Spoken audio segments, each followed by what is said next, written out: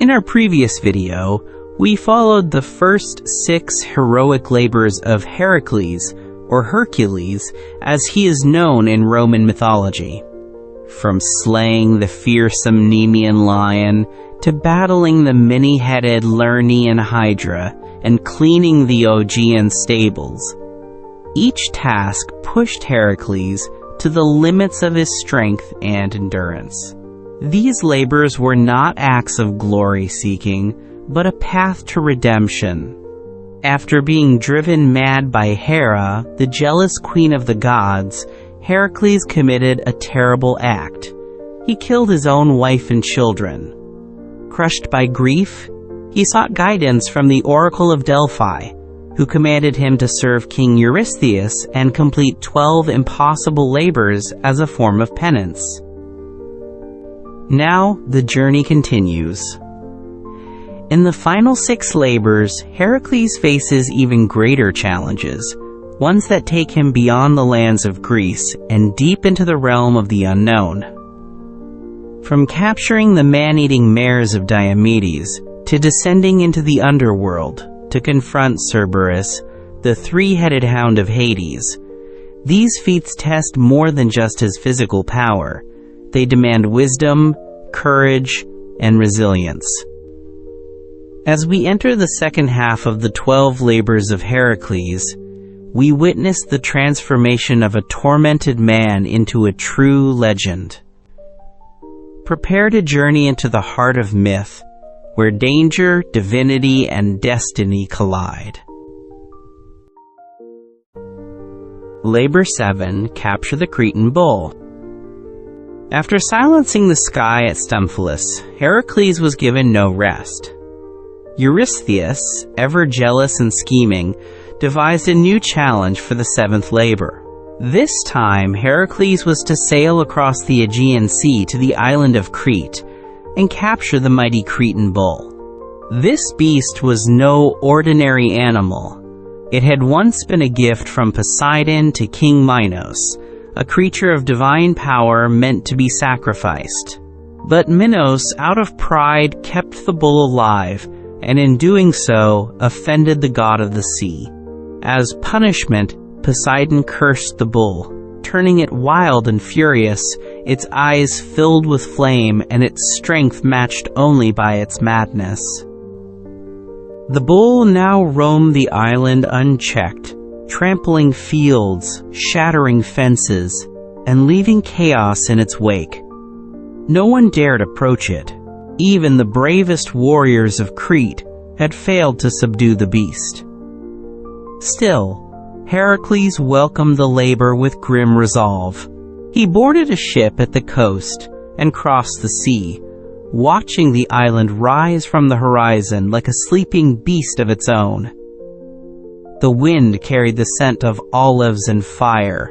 As he stepped ashore, the people whispered of his arrival, wondering if this stranger in lion's skin could do what no Cretan had done. Heracles made his way to the palace of Knossos, where King Minos received him with wary hospitality. The aging king eyed the hero with curiosity, unsure whether to hope or fear his success. Heracles asked only for permission to capture the bull. Minos, more than willing to see the creature gone, agreed without hesitation. He even offered men to help, but Heracles refused. This was his labor, and his alone. He asked only for directions to the beast's last known location. Then he set out, following broken trees and crushed stones through the hills of the island. The sun burned overhead as Heracles trekked across the rugged Cretan landscape. He followed signs of destruction, splintered carts, scattered livestock, blackened patches of earth where the bull had pawed the ground in fury. At last, on a wind-swept plain, he saw it. The Cretan bull stood alone, its hide gleaming like silver beneath the sun. Steam rose from its nostrils. Its hooves struck the earth like thunder. When it saw Heracles, it bellowed, a sound that rolled across the hills like an earthquake. The battle between man and beast was about to begin. Heracles advanced slowly, his club ready but his eyes calm. He didn't want to kill the bull. He needed to capture it. The bull lowered its head and charged, horns gleaming, the earth trembling beneath its steps. Heracles leapt aside just in time, rolling across the ground and rising swiftly. Again the bull turned, snorting, and came at him with even greater fury. The two clashed in a storm of muscle and dust. Heracles caught the horns, digging his heels into the earth, arms straining against the creature's raw power. The ground beneath him cracked. The bull roared. The struggle went on, fierce and relentless. Heracles was strong, but the bull was driven by divine madness. It bucked and twisted, trying to throw him off. Heracles held fast, muscles burning, slowly forcing the creature down. Inch by inch, he brought the beast to its knees. With a sudden move, he flipped the bull onto its side and wrestled it into submission. He bound its legs with thick rope, reinforced with bronze. Tying it tight, the bull thrashed but could not escape. Heracles stood over it, panting, sweat streaking his brow. He had won, not with weapons, but with sheer, unshakable will. He led the bull back through the island, the people watching in awe. Farmers wept with relief, children laughed and followed at a distance, and King Minos stood on his palace steps, stunned into silence. Heracles said nothing. He simply guided the beast to the port, where a sturdy ship awaited. The bull groaned and shifted, but Heracles calmed it with firm hands and quiet strength. The ship set sail for Mycenae, cutting across calm waters. Seabirds circled above, and for once, the journey was peaceful. The bull, tired from its battle, lay still beneath the sun. Upon arriving in Mycenae, Heracles marched the bull through the city gates. People scattered, afraid of its size and the fire in its eyes. But Heracles walked calmly, hand on its reins. When he reached the palace, Eurystheus was waiting. He stared at the beast and once again turned pale with fear. He ordered Heracles to take the bull far from the palace and release it. Heracles obeyed, leading it into the hills where it could no longer harm the people. The bull bellowed once before disappearing into the wild, a storm subdued but not destroyed. Eurystheus, frustrated by yet another success, sneered that Heracles had been given help, again, by the gods. But there were no magic tools, no divine gifts in this task. Only the hero's strength, patience, and unyielding resolve. The people, however, knew the truth. They whispered of Heracles with admiration and gratitude. Each labor added new lines to his legend. The man who conquered beasts, who endured trials no mortal should survive, was becoming something more with each step. Not just a hero, but a symbol of what a man could become when faced with the impossible. The story of the Cretan bull spread across the islands. Sailors spoke of the man who tamed Poseidon's fury. On Crete, songs were sung of the stranger who walked with gods and calmed the storm. Even Minos, though proud, was forced to acknowledge Heracles' greatness. The bull, they said, had been more than an animal. It had been a curse, a divine test, a beast of chaos. Heracles had not destroyed it, but subdued it. He had turned rage into silence, fire into stillness. That was a different kind of strength. As Heracles rested after the labor, he thought not of praise or songs. He remembered the weight of the bull's horns, the strain in his arms, the moment when he nearly lost his footing. Each labor brought him closer to his limits and pushed them further. He knew the path ahead would not grow easier. But he also knew that each beast faced, each challenge met, taught him something vital. The bull had taught him the strength of restraint, the importance of endurance, that there was power not just in force, but in holding firm until chaos passed. The gods watched, as always. Poseidon said nothing, perhaps pleased to see his beast survive. Hera fumed at Heracles' growing fame.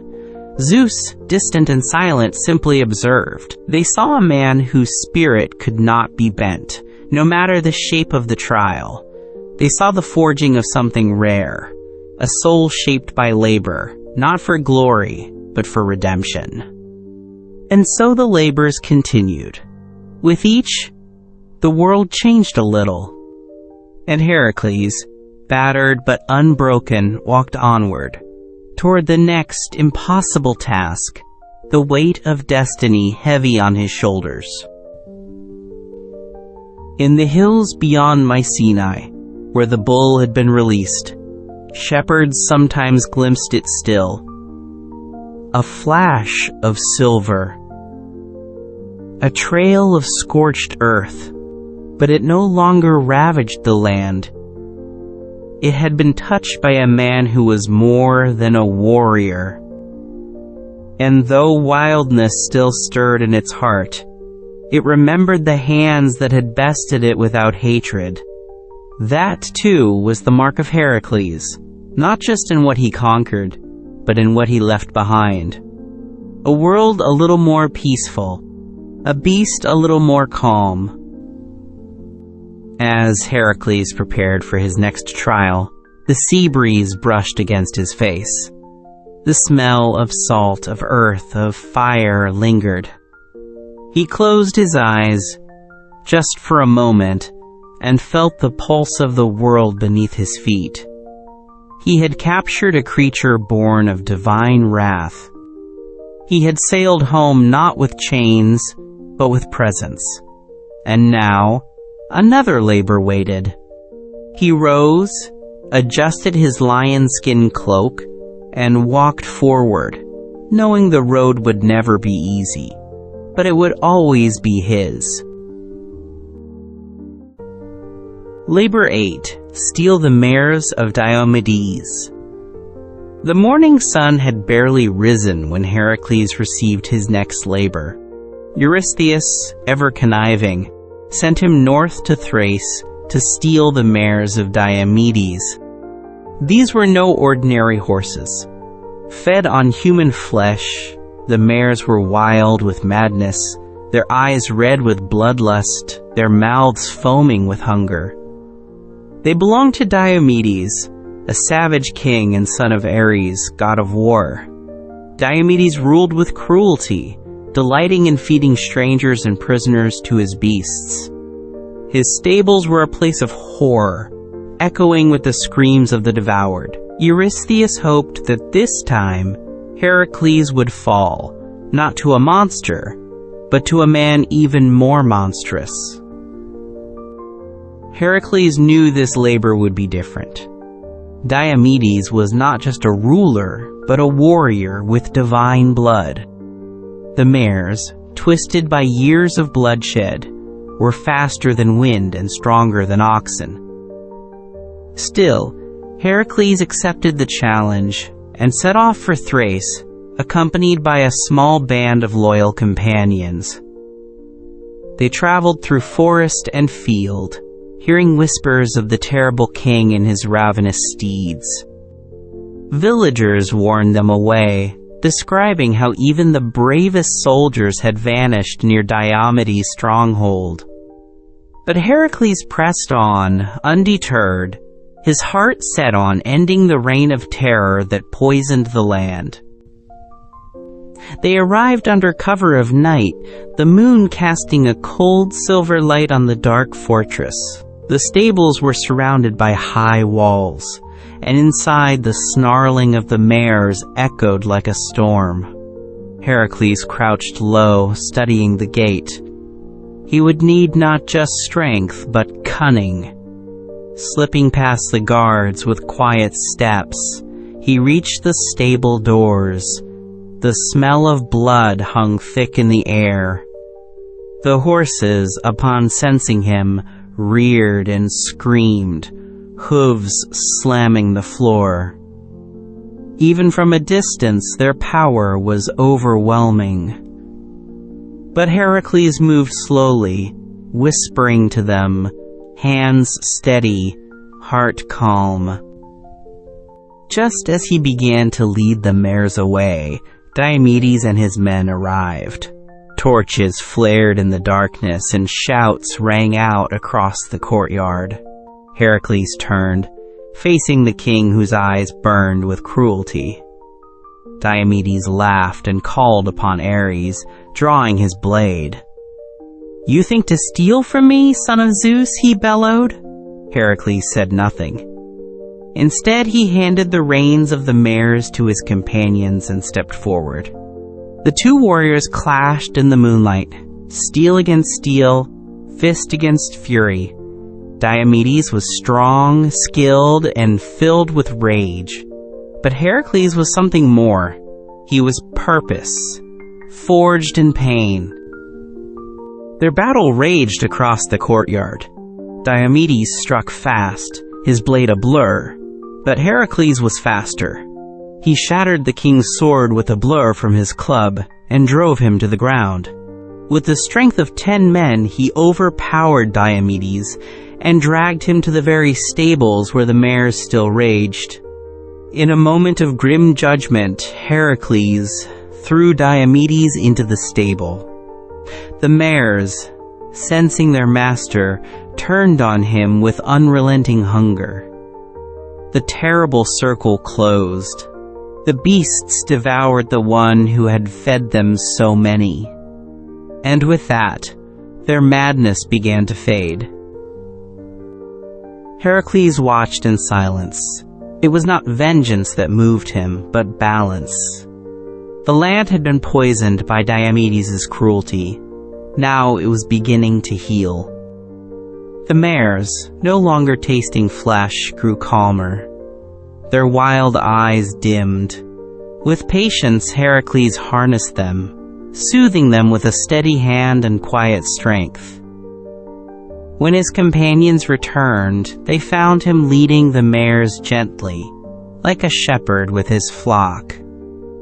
The beasts that once tore men apart now walked at his side, their fire cooled by the presence of one who had faced death without blinking.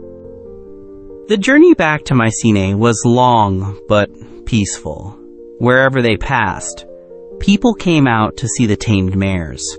They marveled at Heracles' calm, how he commanded even the wildest creature, not with fear, but with will. Eurystheus, however, was terrified. When Heracles returned, the king refused to see him, sending a messenger instead. He ordered that the mares be released, far from the city. Heracles did as commanded, setting the beasts free into the mountains. Some say they roamed for years, wild but no longer murderous, as if remembering the man who had shown them mercy. The tale of the flesh-eating horses and the warrior who tamed them spread quickly. In taverns and temples, people spoke of the 8th labor with awe. They saw Heracles not just as a slayer of monsters, but as one who could change the very nature of what was broken. The mares had been bred for death, but he had taught them peace. That, many believed, was more powerful than any weapon. Even the gods whispered of this labor. Ares was furious, his son defeated. But others, Demeter, Artemis, even Athena, nodded in silent respect.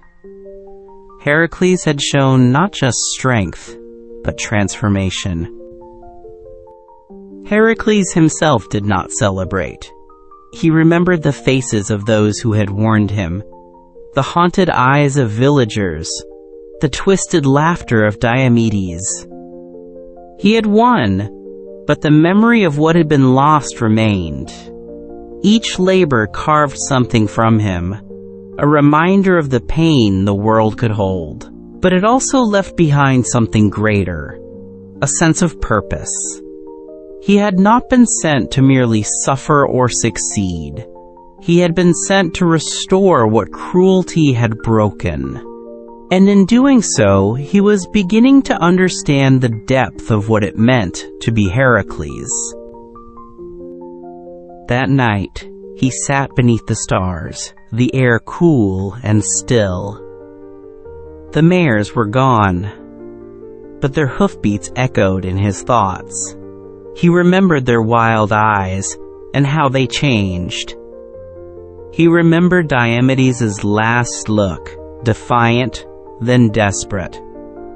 And he wondered how power could twist men so far from mercy. Heracles did not want thrones or temples. He only wanted to walk the path before him, to meet the labors with all he had. Each task was a step toward something he could not yet name. But he would keep walking, even if the road was soaked in blood. Eurystheus, though shaken by the success, was not done. He had more labors planned, darker and stranger. But in secret, he began to fear that nothing could truly break Heracles. Not distance, nor monsters, nor madness. He was a force of nature now, more than mortal. Yet even as the king plotted, Heracles remained focused. His strength was no longer just in muscle, but in his will to endure, to rise, to change the world one task at a time. The mares were gone, but their story had become part of his legend. In the years to come, poets would recite this tale with reverence. The mares of Diomedes, they would say, were not simply stolen. They were freed. Freed from madness. Freed from blood. Freed by the hands of a man who bore the weight of the world without complaint. Heracles had not slain a beast this time. He had wrestled with something deeper, corruption, cruelty, hunger, and emerged with a victory, not just of arms, but of soul. And that, more than any triumph before, set him apart. The people never forgot. In Thrace, they built a shrine where the mares had once roamed, not to honor fear, but to celebrate peace. In Mycenae, the children played with wooden horses, pretending to be Heracles, taming wild things with kindness and courage. And in the mountains where the mares were last seen, some say they still run, free, proud, and forever changed by the man who dared to touch what all others feared. So Heracles continued, his sandals worn by travel, his club scarred by battle, but in his eyes burned the light of one who would not bend. The 8th labor was behind him, the next already on the horizon. He rose with the dawn, ready once again to meet fate on his own terms. Not with cruelty, not with vengeance, but with a heart too strong to be broken. A hero not because he conquered, but because he endured. Labor 9. Obtain the girdle of Hippolyta, queen of the Amazons. The 9th labor of Heracles was unlike any before it. This time, there was no monster to slay, no wild beast to tame. King Eurystheus demanded something precious, not for himself, but for his daughter, Admete. She wanted the girdle of Hippolyta, the queen of the Amazons. This was no ordinary belt. Forged by the god Ares, it symbolized the queen's authority, strength, and divine favor. It was said to grant unmatched prowess in battle, worn proudly by the fiercest warrior women the world had ever known. To take it meant entering the heart of the Amazon kingdom, a land where no man ruled, and no intruder was welcomed. Heracles gathered a band of companions and sailed across the Aegean to the shores of Themyscira, where the Amazons made their home. The voyage was long, crossing tempestuous waters and passing unfamiliar coasts. On board, Heracles remained silent, his thoughts fixed not on the fight to come, but on the unknown. The Amazons were not monsters. They were people, proud, fierce, and loyal to their queen. Taking the girdle might not require force, but negotiation. For once, this labor may demand words over weapons. Still, Heracles prepared for either path, knowing that peace often hung by a thread.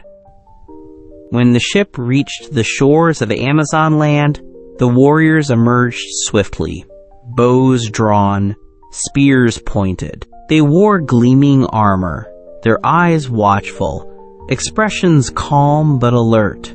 They had heard of Heracles, some with awe, some with suspicion. Heracles stepped forward, hands raised in peace, requesting an audience with their queen. To his surprise, the Amazons allowed it. Perhaps they were curious, or perhaps they wished to measure the man who had tamed beasts and broken kings. Either way, they led him through a land of fierce beauty, tall grasses, silver rivers, and warriors training under open skies. Hippolyta awaited him on a wide plateau, her presence commanding and serene. She wore her girdle across her waist, a band of bronze and gold that shimmered in the sunlight. She greeted Heracles with grace, her voice strong. "I know why you've come," she said, "and I know who sent you." There was no anger in her words, only a keen understanding. Heracles explained the labor and the wish of Admete. He did not beg nor boast. He simply spoke the truth. Hippolyta listened, her gaze steady. Then, to the surprise of all, she agreed to give him the girdle. "I give it freely," she said, "for a warrior who speaks with honesty and bears the weight of the world deserves no deceit." Heracles bowed in thanks. The warriors around them remained still, uncertain but loyal to their queen's decision. It seemed the labor would end without blood. But far above, on Mount Olympus, Hera watched, furious that Heracles might succeed so easily. Disguised as an Amazon, she descended to Themyscira and spread lies among the ranks that Heracles had come to kidnap the queen and enslave their people. Chaos bloomed like wildfire, confusion turned to fury, and the Amazons prepared for war. Before Heracles could leave, the Amazon camp was in an uproar. Warriors surrounded him and his men, shouting, accusing, raising weapons. Hippolyta tried to speak, but her voice was lost in the rising storm. Heracles saw what was happening. He knew Hera's hand when he felt it. The peace was broken, and there was no time to explain. His men drew their swords. The Amazons charged. The plateau became a battlefield, cries echoing against the cliffs. Heracles fought not out of hatred, but necessity. He did not kill without cause, but he defended himself with the might of 100 men. Hippolyta, seeing her warriors fall and the man she had trusted forced into bloodshed, rushed into the fray. She tried again to halt the battle, but a rogue spear thrown from the crowd struck her in the side. She fell to her knees, clutching her wound, her eyes filled with disbelief and sorrow. Heracles reached her side and caught her before she hit the ground. Around them the fighting slowed. The sight of their queen bleeding stilled the warriors. Heracles held her gently as she pressed the girdle into his hand. "Take it," she whispered. "Let this end." With the girdle secured and Hippolyta in the care of her people, Heracles ordered his men to retreat. They left quickly, the sound of weeping Amazons behind them. The queen would live, but the wound would not soon heal, nor would the wound to trust. On the journey home, Heracles said little. He stared at the girdle, feeling no triumph. This had not been a victory. It had been a tragedy manipulated by divine spite. The labor was fulfilled, but at a cost that lingered heavy in his chest. Sometimes the gods demanded too much, and mortals paid the price. When Heracles returned to Mycenae, Eurystheus took the girdle with glee, presenting it to his daughter as though it had come without cost. Heracles, covered in dust and battle scars, stood quietly, refusing to be drawn into celebration. Admete took the belt, dazzled by its beauty, but never knowing the truth of its price. Heracles left the palace without a word, walking into the silence of the hills. This labor had not tested his strength. It had tested his hope, and it had shown him how quickly trust could be broken by lies. He would carry that lesson with him. In the land of the Amazons, Hippolyta recovered, her strength returning day by day. She bore no hatred for Heracles, only sorrow that peace had been stolen from them. She rebuilt what was lost, restoring trust among her warriors. The girdle was gone, but her power remained. Her rule was not in a band of gold, but in the hearts of her people. And they followed her, not because of a relic, but because of her spirit.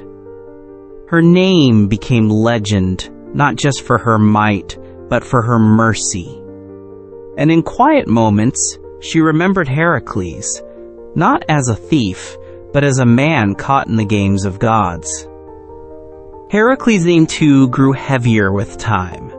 This labor was spoken of in hushed tones, less for its glory and more for its sadness. Poets sang of the warrior who met a queen and wished only to complete his task without blood, and of the goddess who, fearing his growing light, cast shadows where there could have been peace.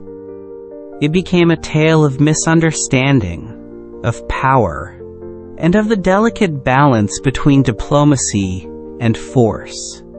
Heracles had tried to walk that line, but the gods had not let him. Still, he endured, as he always did. He wandered for a while after that labor, seeking stillness. In a small village by the sea, he helped repair a crumbling dock. The villagers didn't ask his name, and he didn't offer it.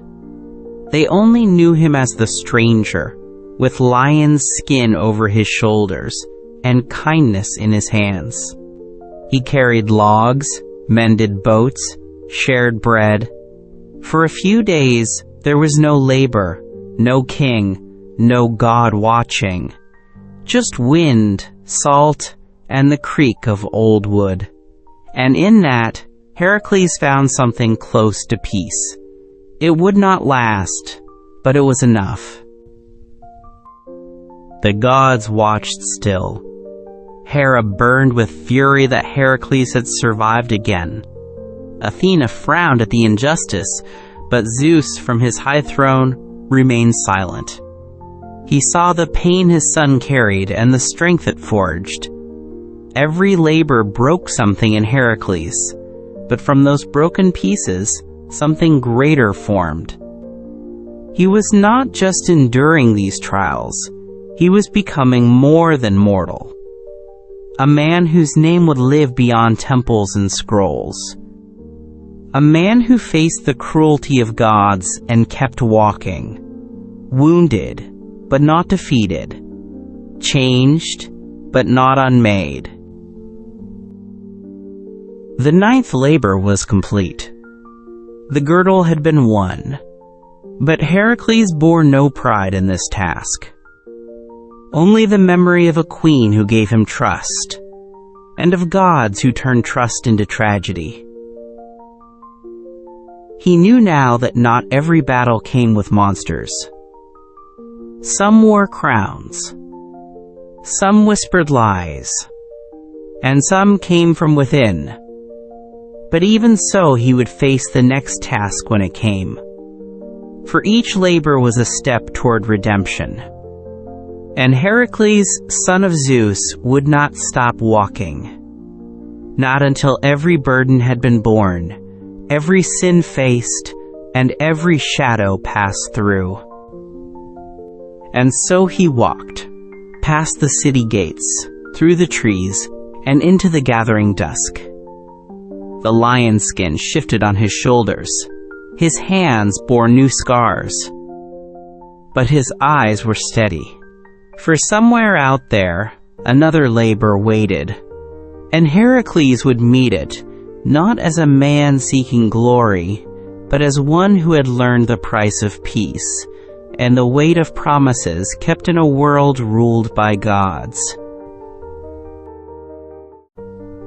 Labor 10. Capture the cattle of Geryon. For his 10th labor, Eurystheus sent Heracles farther than ever before, beyond the known edges of the world, to the far west, where the red island of Erythea lay under the watchful eye of Helios, the sun god. There, in a land kissed by the last light of day, lived the giant Geryon. This monstrous being had 3 bodies joined at the waist, 3 heads, and a temper as fierce as fire. Geryon guarded a herd of magnificent red cattle, known not only for their beauty but for their divine lineage. Eurystheus demanded that Heracles steal these cattle and bring them to Mycenae. It was a journey across sea and desert, a trial of strength, endurance, and unshakable will. Heracles set off, traveling west through burning sands and barren plains. The heat scorched his skin, and the wind blew dust like knives. Days turned to weeks, and still he marched. At the edge of the Libyan desert, the sun's relentless glare finally drove him to rage. He drew his bow and aimed it at the sky, threatening Helios himself. Impressed by Heracles' boldness, the sun god did not strike him down. Instead, he admired the hero's courage and gave him a gift, a great golden cup that sailed across the sea. With it, Heracles could cross the ocean to reach Erythea, the land where Geryon's cattle grazed under the watch of 2 fierce guardians. The journey by cup was strange and silent. Heracles stood alone in the gleaming vessel, the waves lapping at its sides, stars above him and endless water below. At last he reached the shore of Erythea, where the land blazed with a reddish glow, as if the sun had poured its blood across the hills. There, grazing in the shadow of cliffs, were the cattle of Geryon, sleek, muscular, and red as flame. But Heracles could not take them easily. Guarding the herd was a monstrous 2-headed dog named Orthrus, brother to Cerberus, and its master, the herdsman Eurytion. Both were loyal to Geryon and deadly in their own right. Orthrus charged first, snarling and snapping with both heads. Heracles swung his club with deadly precision, felling the beast with a single blow. Eurytion came next, shouting curses and raising his spear. But Heracles struck him down just as swiftly. He moved quickly, binding the cattle and preparing to lead them away. knowing that Geryon would not be far behind. And soon enough, the giant came. The ground trembled beneath Geryon's many feet, and the clash of his weapons rang like thunder. Each of his 3 heads cried out with fury as he saw the slain guardians and the stolen cattle. Heracles turned to face him, raising his shield. The 2 warriors clashed on the scorched fields of Erythea. Geryon fought with threefold strength, striking from every angle, relentless and brutal. But Heracles was not only strong, he was precise, patient, and fearless.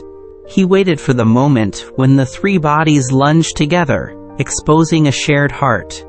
Then he drew a single arrow, dipped in Hydra's venom, and let it fly. It pierced through the heart of Geryon, and the giant fell with a cry that shook the island. His many limbs thrashed, then lay still, and silence returned to Erythea.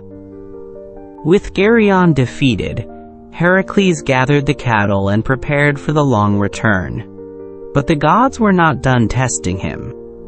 Hera, always seeking to destroy him, sent gadflies to scatter the herd. The cattle stampeded in every direction, and Heracles was forced to chase them across valleys, rivers, and plains. Days passed in a blur of hooves and dust. He tracked each beast down, guiding them back with gentle strength and stubborn will. No beast would escape him. Not now. Not after he had come so far. Eventually, the herd was whole again, and he began the long trek home. The return journey was filled with obstacles. Herding divine cattle across hostile lands invited danger at every step. At the borders of Liguria, Heracles was attacked by giants who sought to steal the cattle for themselves. Heracles fought them off, wielding his club like a god of war. In another land, he built great stone pillars on either side of a narrow strait, what would one day be called the Pillars of Heracles. These marked the edge of the known world, a symbol of how far he had gone, and a monument to human effort against divine challenge. At one point, a rogue river threatened to wash away the herd. Heracles redirected its course by hurling boulders into the flood, building a dam with his bare hands.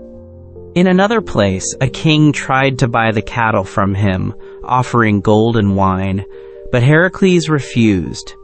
These beasts were not his to sell. They were part of his path, his burden, and his promise. He pressed on, step by step, mile by mile, the sun rising and falling across his back, his hands blistered, his feet worn raw, yet he did not falter. He would deliver what was asked of him. Finally, after months of hardship, Heracles reached the gates of Mycenae. The red cattle gleamed in the morning sun as they passed into the city, the people watching in awe. Eurystheus, always shocked by Heracles' survival, received the herd with wide eyes. He ordered them sacrificed to Hera, hoping that perhaps his offering would please the goddess who hated Heracles so deeply. But Hera was not soothed. She burned with rage that even in distant lands her schemes had failed. Heracles had succeeded once more over giants, monsters, and divine resistance. No one else could have done what he had done. Heracles did not stay for praise. He left the cattle behind and returned to the hills outside the city, where he could rest beneath the sky. The wind carried the scent of sea and grass, and the sun was gentler now. He closed his eyes and let the silence wash over him. This labor had taken him to the ends of the earth and back. It had tested every part of him, his endurance, his strength, his patience. But he had returned, scarred, weary, but unbroken. And in that quiet moment, he allowed himself the rarest thing: rest.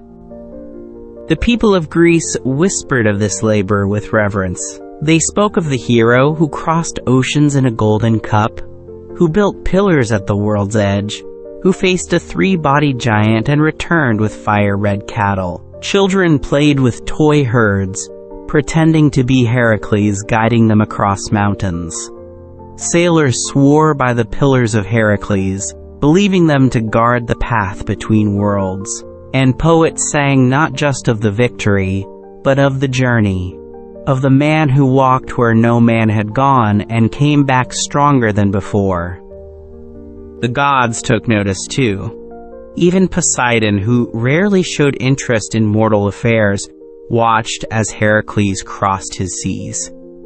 Athena admired his planning. Helios, who had lent the cup, kept a warm light on Heracles' path. Only Hera turned her face away, her heart burning with resentment. No matter how she tried to break him, he rose. No matter how far he was sent, he returned. Each labor made him more than a man. He was becoming legend, not because he sought it, but because he earned it, step by step, through dust and blood and fire. Still, Heracles felt no triumph. Each labor came with a cost. He remembered Geryon's roar as he fell, the endless days chasing scattered cattle, the river that nearly drowned them all. The labor was done, but his heart was heavy. This was no simple journey. It was a journey through the self, a battle not only of flesh but of spirit. He had walked into the unknown and come back changed, and he knew that the road ahead would demand even more. He had passed through the edge of the world. What could come next? The answer, he suspected, would not be found on maps or coastlines. His labors had begun with beasts and monsters. Now they were pushing deeper into realms beyond life, into the very fabric of existence. But for now, he breathed. He watched the stars wheel above him and listened to the night. The red cattle were far behind. Ahead, only the unknown waited. But Heracles, as always, would meet it with steady hands and a soul shaped by trials no man had ever known. 10 labors complete. 2 remained.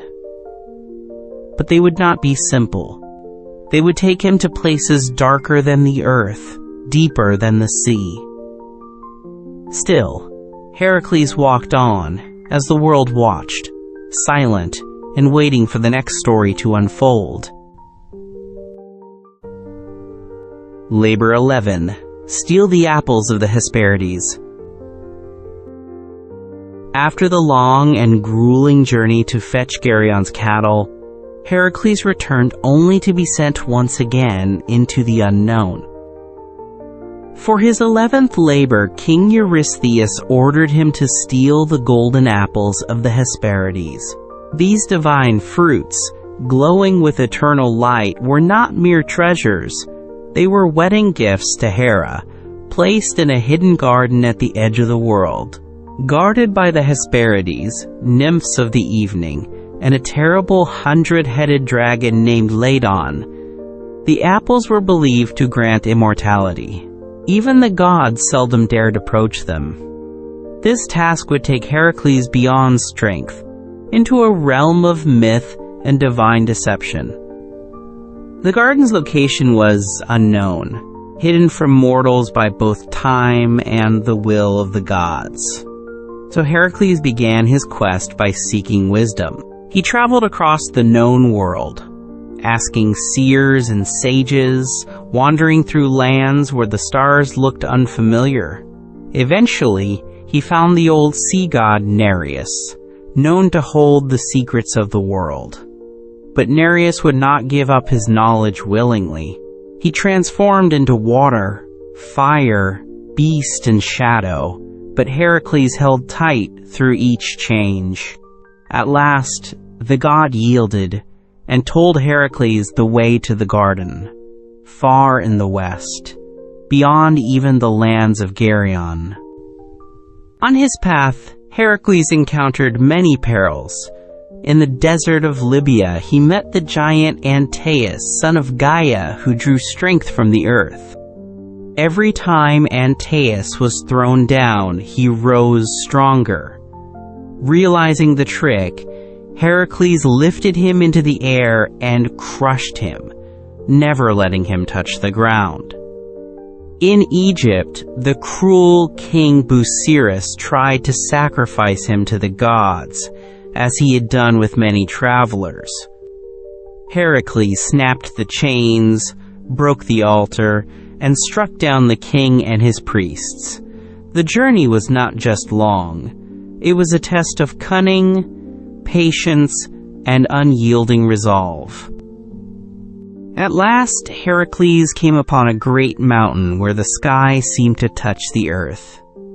Here stood the Titan Atlas, bearing the weight of the heavens on his shoulders. Nereus had told him that the apples lay within reach of Atlas, for the garden of the Hesperides was not far from where the Titan stood. Heracles called out and explained his task, proposing a deal. If Atlas would fetch the apples, Heracles would bear the heavens for him in the meantime. Atlas, eager for even a moment's freedom from his eternal burden, agreed, and handed the sky to Heracles with a sigh of ancient relief. Atlas walked away, his massive frame stretching after ages of stillness. Heracles stood firm, the weight of the cosmos pressing down upon his shoulders. It was heavier than anything he had borne, not only in body but in soul. Minutes felt like hours, and hours like centuries. At last, Atlas returned, holding 3 glowing apples, radiant as the sun. But the Titan had tasted freedom and decided not to give it up. He offered to deliver the apples to Eurystheus himself, leaving Heracles behind. The deception was clear, and Heracles had to act swiftly and cleverly. Feigning agreement, Heracles nodded and thanked him. But before Atlas could walk away, Heracles asked for a small favor, to hold the sky just for a moment so he could adjust his cloak for the burden. Atlas agreed without thought, stepping back beneath the heavens. The moment the weight returned to the Titan's shoulders, Heracles picked up the apples and departed, leaving Atlas once more trapped in his endless vigil. It was not brute strength that won the day, but wit. Heracles had outsmarted a Titan and held the stars themselves, and now he carried divine fruit in his hands. As Heracles journeyed back, the apples glowed through his pack, illuminating the road ahead. But Hera, ever watchful, was enraged. These were her sacred gifts, and she would not let them go so easily. She sent illusions, shifting the path beneath his feet, creating mountains where there had been rivers, and deserts where there had been forests. But Heracles walked on, unshaken. He had carried the sky. He had seen the face of the Titan. No trick of the gods would deter him now. Each step echoed with the certainty that he was nearing the end of his labors. When he arrived in Mycenae, Eurystheus marveled at the apples. Their golden glow lit the palace halls, and the scent of divine fruit stirred wonder and fear. But Heracles did not linger. The apples were not meant for mortal hands. Following the command of Athena, who appeared in radiant form, he returned them to the garden of the Hesperides. Even Eurystheus could not keep what was sacred to the gods. The apples vanished into myth once more, guarded again by dragon and nymph, untouched by time or theft. Heracles had proven himself not by taking, but by returning what did not belong to men. The people spoke of this labor with hushed voices. They did not sing songs of battle or blood, but of cleverness, endurance, and divine challenge. Heracles had gone beyond the map's edge, spoken with ancient gods, and held the sky itself. He had not slain a beast, but faced the very weight of heaven, and returned with treasures no mortal could ever truly claim. This labor became more than a story. It became a symbol of what it meant to seek the impossible and survive it, to wrestle with the sacred and walk away unchanged, yet transformed. Even the gods, despite their pride, could not help but admire him. Athena, who valued wisdom, favored him more than ever. Hermes, the trickster, smiled at Heracles' clever turn of words. Only Hera remained bitter, furious that yet another plan had failed. Her hatred boiled quietly, waiting for the right moment to strike again. But Zeus, high on Olympus, watched with a father's silent pride. His son had faced titans, dragons, and gods, and still, he endured. Only one labor remained, the final task in a journey that had shaped Heracles into more than just a man. Heracles spent a night under the stars, the same stars he had once held upon his back. The sky seemed different now, not heavier but deeper. He had touched the edge of heaven, spoken to the wind that moved between worlds. The weight of the sky was no longer a mystery to him. It was memory. And in that memory he found peace. For once, there was no rush, no urgency. The apples had been returned. The gods had been faced. And he had walked away with nothing but his name and his strength still intact. The journey had taken him across deserts and seas, through riddles and ruins, past deception and divine fury. But what lingered most was the lesson of Atlas, the truth that even gods can grow weary, that even eternal things can long for rest. Heracles had glimpsed the burden of the sky and understood for a moment what it meant to carry the world. And in that, he saw a reflection of himself. His labors were not just tasks. They were weights upon his back, each one carried not for glory, but to restore balance, to heal a life once torn apart by madness.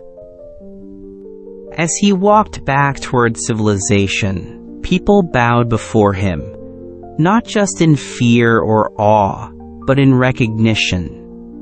He was no longer simply a slayer of monsters or a breaker of chains. He was a figure who had touched the divine, wrestled with eternity, and returned. The 11th labor was not marked by blood, but by light. The apples were gone, but their story lived in every whispered prayer, every wondering gaze. And Heracles, though tired, kept walking, for the 12th and final labor awaited him, one that would lead not across the world, but beneath it. Deep in the earth, where no light shines, where souls wander and time stands still, his last task lay hidden. But Heracles no longer feared what came next. He had walked with titans, outwitted gods, and borne the weight of stars. There was nothing left that could break him. Only one labor remained, one last door to open. And though its path would lead him to the realm of the dead, Heracles would go, as he always had, undaunted, determined, and alone if necessary. The 11th labor had shown him his place in the cosmos. Now he would face the final one. And so, as the moon rose and cast its silver glow across the land, Heracles sat in silence, not resting from exhaustion, but preparing for the unknown. For while the golden apples had shimmered with divine beauty, the underworld would hold no such light. It would be a place of shadows and silence, and yet he would enter it willingly, because that was the heart of who he was. Not a hero who fought for trophies, but one who faced what others fled. The apples had tested his patience and wisdom. The next would test his soul. The journey to the garden of the Hesperides would be told for generations. But even more than the tale of the apples, it was the tale of the man who bore the sky, who carried it long enough to learn what burden truly means. Heracles was no longer just completing tasks. He was fulfilling something deeper, a path toward redemption, toward transformation, toward something divine. The apples, golden as the sun, had marked that turning point. And with them behind him, the final chapter of his legend was about to begin. Labor 12. Capture Cerberus. The final labor stood before Heracles like the shadow of death itself. For the 12th and last task, King Eurystheus demanded he descend into the underworld and bring back Cerberus, the monstrous three-headed hound that guarded the gates of Hades. It was not enough to face beasts of earth or gods of sky. Now Heracles would walk into the realm of the dead, a place no living man had entered and returned from. Cerberus, with its snapping jaws, serpent tail, and claws sharp as bronze, was more than a beast. It was the embodiment of death's finality. But Heracles did not flinch. He had faced the impossible before. Now he would face the end. Before setting out, Heracles traveled to Eleusis to be initiated into the sacred mysteries of Demeter. He sought to prepare not only his body, but his soul, for the descent into Hades. The rites gave him protection and guidance, for only the blessed could walk the lands of the dead and hope to return. With torch in hand, he found the entrance to the underworld, deep within a cave at the edge of the world, where the air was cold and silent.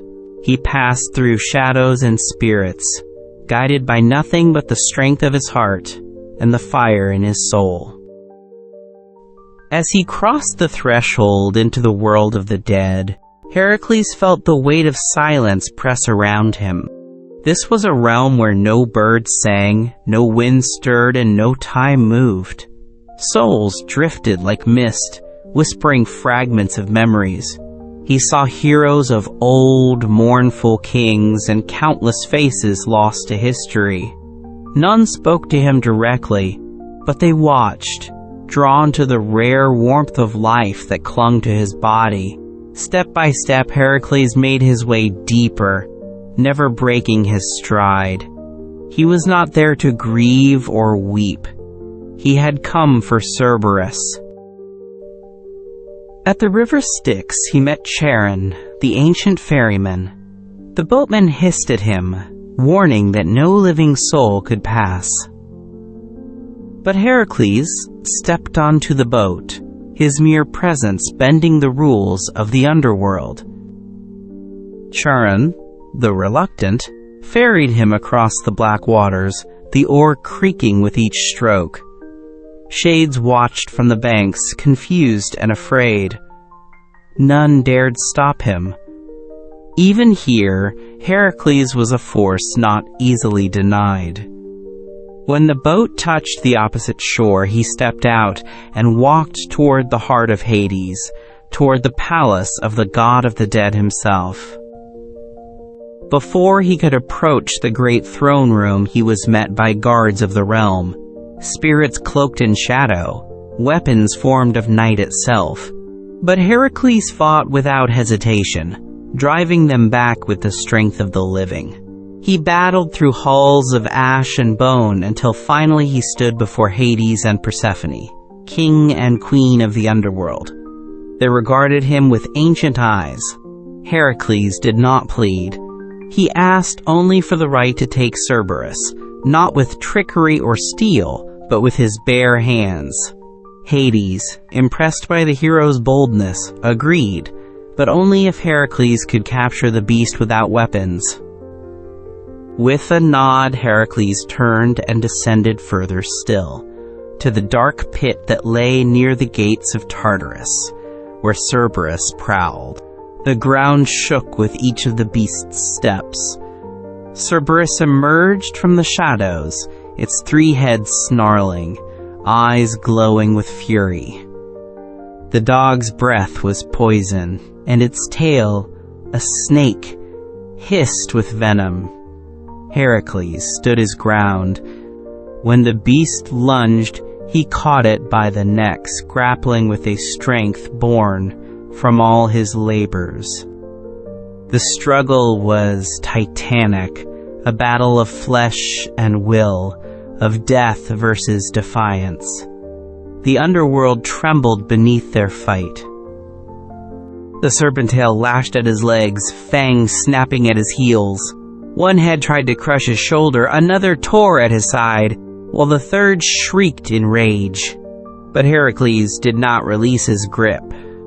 Slowly, inch by inch, he forced the beast to the ground, wrapping his arms tighter until Cerberus could no longer move.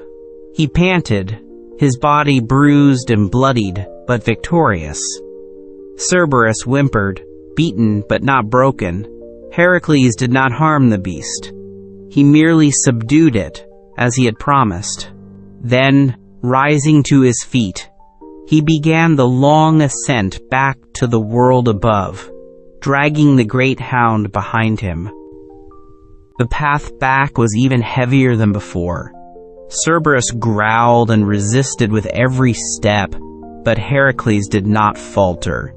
The dead watched in silence as he passed, the beast trailing behind him. A creature they had never seen turned away. Even Charon, wide-eyed, dared not refuse him a second time. The boat groaned beneath the weight of Cerberus, but the river obeyed. When Heracles stepped back into the world of the living, the sun seemed brighter, the air sharper. Life surged around him, and for the first time, the gates of death had swung open and closed without claiming him. When Heracles returned to Mycenae, leading Cerberus through the streets, the people fled in terror. Eurystheus, upon hearing that the hound of Hades had arrived, screamed and ran to hide in his bronze jar, refusing to come out until the beast was gone. Heracles smiled grimly and waited. Once the labor was declared complete, he led Cerberus back to the mouth of the underworld. There, gently and without cruelty, he released the hound. Cerberus growled once, then turned and vanished into the shadows, returning to his post beneath the earth. The gates closed behind him, and silence reclaimed the cave. The 12th labor was finished. Heracles had journeyed into death and returned, not as a soul, not as a shade, but as a living man who had stared into the dark and refused to bow. No other mortal had done what he had done. No one else had borne such burdens and emerged with both strength and honor. From slaying lions and hydras to taming sacred beasts, to bearing the sky and walking into Hades, Heracles had proven not just his power, but his spirit. He had endured pain, betrayal, sorrow, and trial. And now, at last, the labors were complete. The people of Greece whispered of his deeds with awe. They spoke not only of his might, but of the path he had walked. A path of redemption, of grief turned to strength. They sang of the man who had carried more than any man should, who had faced gods and monsters not for glory, but to reclaim his soul. Heracles had begun these labors to atone for madness, for the pain he had caused. Now he stood reborn, not cleansed, but transformed. The scars remained, but they were no longer marks of shame. They were proof of endurance. Even the gods, eternal and proud, took notice. Zeus watched his son from Olympus, silent with a father's pride. Hera, for all her hatred, had no schemes left. Heracles had faced her every challenge and survived. Hades spoke of him with respect. Persephone whispered his name among the pomegranate trees. And Athena, goddess of wisdom, saw in him the mark of a hero who had earned not just fame but understanding. Heracles had crossed into realms forbidden to mortals, and in doing so had bridged the world of gods and men. But Heracles did not seek temples or thrones. He returned to the quiet hills outside Mycenae, laying down his club beside a fire. The stars shone above, the same stars he once bore upon his shoulders. He closed his eyes, not to sleep, but to listen, to the wind in the trees, to the breath of the earth. His journey had changed him. Each labor, each monster, each moment of pain had carved something away, revealing not just strength, but wisdom. He was no longer the man who had begun this path. He was something more. Now the labors were behind him. The world was quieter. The weight on his shoulders, though still great, no longer crushed him. He had carried lions, bulls, boars, and the sky. He had fought birds, dogs, dragons, and death. And through it all, he had become a symbol, not just of force, but of hope, that a man can fall, rise, and walk into the darkest place and return, that even the heaviest burdens can be borne, and that even gods take notice when a mortal walks forward, again and again, into the impossible. And so Heracles sat beneath the stars, his heart no longer burdened by guilt, but lifted by purpose. The labors had ended, but his story, his true story, was just beginning. For Heracles was no longer just a hero of strength. He was the hero who had walked through all things and still endured. A reminder to all who came after that the soul, like the sky, can be held if the will is strong enough. And in the quiet of that night, with the fire low and the world still, Heracles smiled. The 12th labor was done. He had returned, and he was ready for whatever came next. Heracles, the redeemed hero. Heracles' labors became more than punishment. They became legend. He was no longer seen merely as a man of brute force. The story showed a figure who learned humility, endured betrayal, and chose mercy when he could have chosen wrath. He outwitted foes, calmed sacred beasts, and honored the gods, even those who despised him. Through each trial, he revealed a deep, unshakable will, a desire not just to be free of guilt, but to become worthy of the divine blood in his veins. These labors forged a hero whose story would echo through time. Though his labors ended, Heracles' journey did not. His life continued to be shaped by fate and divine interference.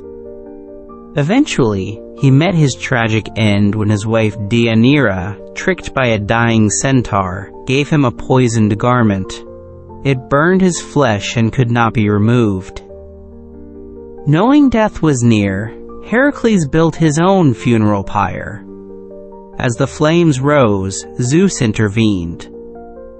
Rather than let his son perish, he lifted Heracles into the heavens, granting him immortality.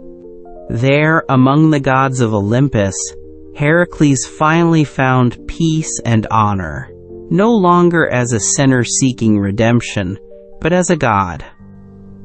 Heracles became a symbol of resilience. For the Greeks, his story taught that strength alone was not enough. It had to be paired with wisdom, endurance, and the willingness to suffer for justice and redemption. His journey was filled with mistakes, but also growth. Though he was born a demigod, it was through his labors, through sweat, blood, and grief, that he earned his place among the immortals. He showed that greatness is not given, but won through trials. And even when the world or the gods seem against you, the only way forward is to keep walking. His 12 labors are now etched into the mythic imagination of the world.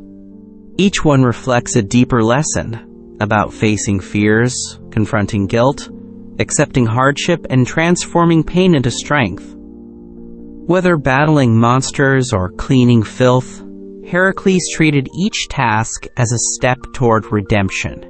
He never quit, no matter how impossible the labor. And in doing so, he became not just a hero of myth, but an enduring human symbol of courage against adversity. His name, passed down through generations, still inspires those who seek to overcome the darkness in themselves and the world. Artists carved him into stone, poets sang of his deeds, and philosophers debated his meaning. Yet beneath all the glory, Heracles remained a figure defined by his humanity. He wept, raged, stumbled, and yet always rose again. His strength was not just in his arms, but in his heart. The gods tested him, and the world doubted him, but he proved that greatness lies not in never falling, but in always rising. That is the truth of Heracles, not just as a slayer of monsters, but as a man who dared to seek forgiveness and found godhood in return. And so the tale of Heracles endures, not just because of the beasts he conquered or the labors he completed, but because he showed that even the strongest must struggle. He walked through death and came back. He bore the weight of the sky. He faced every trial with the hope that he might one day be whole. In doing so, he became a mirror for all who wrestle with guilt, with hardship, with the need to make things right. His labors were not just tasks. They were the journey of a soul, a journey we still recognize today. Thank you for joining us on this legendary journey with Heracles. If you enjoyed this tale, explore our channel Sleep Story for Grown-Ups. We have many more calming retellings from Greek mythology and beyond. Don't forget to subscribe, like, and drift off with us again soon. Good night, and sweet dreams.